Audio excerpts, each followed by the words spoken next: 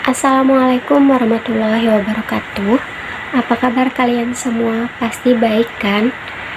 Kepada kalian semua, tetap patuhi protokol kesehatan supaya terhindar dari yang namanya virus corona atau virus COVID-19 dengan cara selalu mencuci tangan, jaga jarak, dan pakai masker apabila ingin bepergian dari rumah. Baiklah, pada video kali ini kita akan mempelajari atau membahas tentang teks editorial, yang dimana teks ini sering kita jumpai pada surat kabar atau majalah.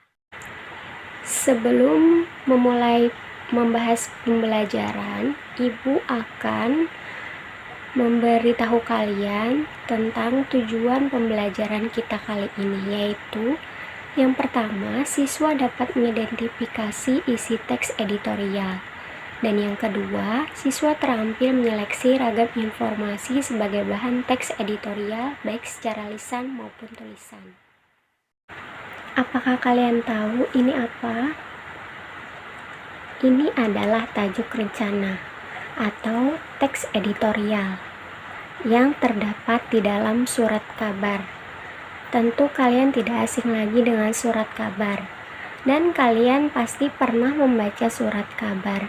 Nah, ketika kita membaca surat kabar atau majalah, kalian akan menemukan sebuah rubrik yang dinamakan tajuk rencana atau editorial. Rubrik ini memuat pendapat redaktur terhadap berita yang dianggap aktual dan penting untuk diketahui oleh pembaca. Dalam menganalisis masalah tersebut, redaktur harus menampilkan data, fakta, dan realitas. Untuk memahami isi tajuk, kita perlu mencari gagasan utama dan gagasan pendukung yang terdapat pada setiap paragraf. Dalam suatu media massa seperti surat kabar atau majalah, umumnya tajuk rencana ditulis dengan ditempatkan dalam kolom tersendiri secara khusus. Tajuk rencana merupakan tulisan yang berisi suatu pokok permasalahan yang paling hangat atau aktual yang sedang diperbincangkan masyarakat dan menjadi berita utama di media massa. Jadi, apa itu teks editorial? Teks editorial atau tajuk rencana adalah ulasan atau pendapat redaktur surat kabar atau majalah mengenai suatu masalah atau hal yang sedang menjadi perbincangan masyarakat. Ulasan atas masalah tersebut merupakan kajian intelektual yang dilakukan secara intens oleh redaktur sehingga mengarah pada suatu kesimpulan yang mengarahkan pembaca untuk memahami permasalahannya. Menurut Pramonoka tahun 1996 halaman 33. Tajuk rencana umumnya ditulis oleh editorial atau redaktur dari media massa tersebut. Tujuannya untuk memberi suatu gambaran tentang pokok permasalahan yang telah diberitakan pada hari-hari yang lalu dan kemungkinan-kemungkinan yang akan terjadi pada masa yang akan datang. Oleh sebab itu, tajuk rencana pada umumnya berisi kesimpulan, sementara suatu pokok permasalahan beserta prediksi dan harapan penyelesaiannya. Membaca tajuk rencana sangat bermanfaat. Dengan membaca tajuk rencana, kita mendapatkan suatu gambaran tentang pokok permasalahannya yang mungkin terlewatkan dan tidak sempat kita baca pada hari-hari lalu. Sekaligus, kita akan mendapatkan gambaran perkembangan pokok permasalahan tersebut. Selanjutnya ada isi teks editorial. Editorial berisi tentang yang pertama fakta atau peristiwa aktual, fenomena, dan kontroversial. Dan yang kedua, adanya pandangan atau pendapat atau opini redaksi terhadap peristiwa itu. Simpulan isi teks editorial adalah pernyataan umum atau tesis diikuti argumentasi secukupnya, dan diakhiri dengan penegasan ulang.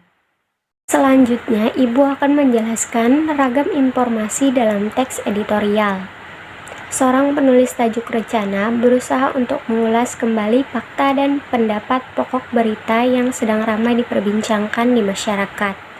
Selain mengulas kembali, seorang penulis tajuk rencana berusaha untuk menganalisis, mempertanyakan, dan memprediksi kemungkinan-kemungkinan penyelesaiannya.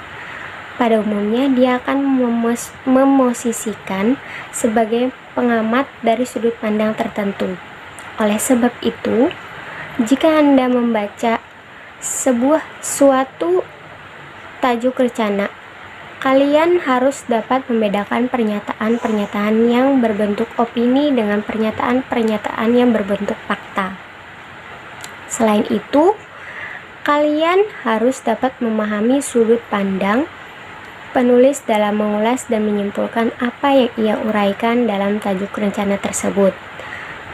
Hal ini sangat penting agar kalian tidak mudah tergiring dalam kesimpulan-kesimpulan suatu tulisan tajuk rencana yang pada umumnya bersifat sementara. Selanjutnya, Ibu akan menjelaskan perbedaan fakta dan opini supaya kalian dapat membedakan apa itu fakta dan apa itu opini.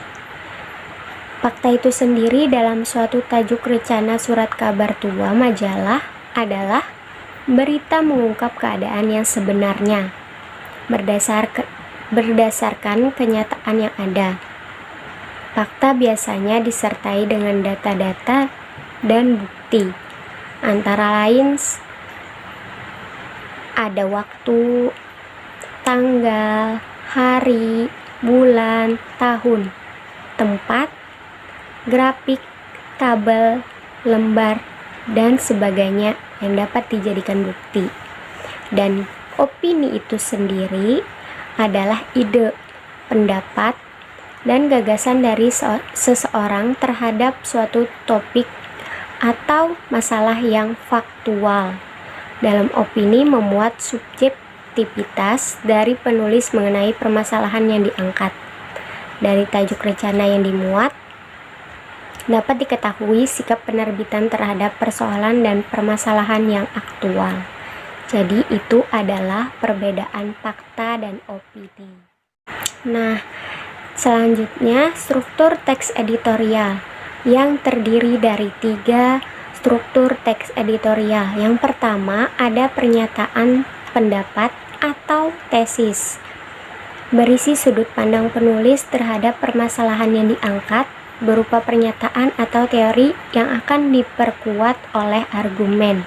Dan yang kedua, argumentasi, yaitu bentuk alasan atau bukti yang digunakan untuk memperkuat pernyataan tesis.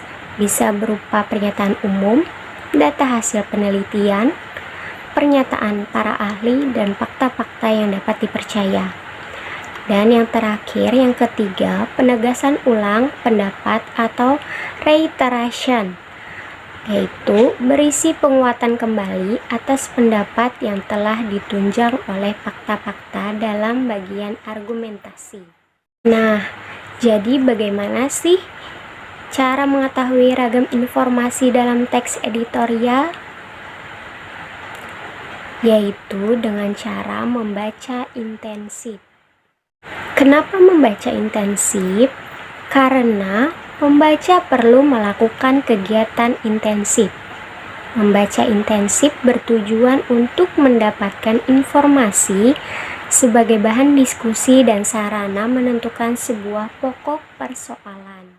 Dapat kalian lihat di sini ada langkah-langkah membaca intensif, yaitu ada beberapa langkah yang diantaranya ada menyiapkan naskah yang akan dibaca, memberi tanda pada bagian-bagian yang dianggap penting, membaca teks secara keseluruhan, mencatat ide pokok setiap paragraf, dan yang terakhir membaca ulang teks untuk mengkaji simpulan yang dibuat.